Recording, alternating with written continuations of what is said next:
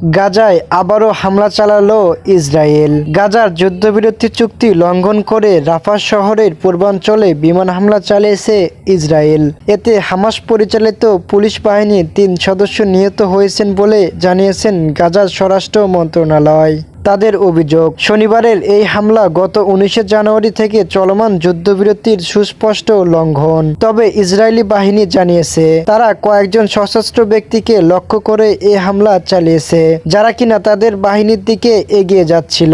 এদিকে রোববার হামাস পরিচালিত গাজার স্বরাষ্ট্র মন্ত্রণালয়ের এক বিবৃতিতে বলা হয়েছে, নিহত পুলিশ সদস্যরা গাজায় ত্রাণবাহী ট্রাক প্রবেশের নিরাপত্তা নিশ্চিতে মোতায়েন ছিলেন। বিবৃতিতে উল্লেখ করা হয়, মন্ত্রণালয় বর্বর ইসরায়েলের এই অপরাধের নিন্দা জানাচ্ছে এবং মধ্যস্থতাকারী ও আন্তর্জাতিক সম্প্রদায়কে আহ্বান জানাচ্ছে যেন দখলদার বাহিনীকে পুলিশ বাহিনীর ওপর হামলা বন্ধ করতে বাধ্য করা হয়। অন্যদিকে ইসরায়েলি সেনাবাহিনী জানিয়েছে তারা কয়েকজন সশস্ত্র ব্যক্তিকে লক্ষ্যবস্তু করেছিল, যারা তাদের বাহিনীর দিকে এগিয়ে যাচ্ছিল।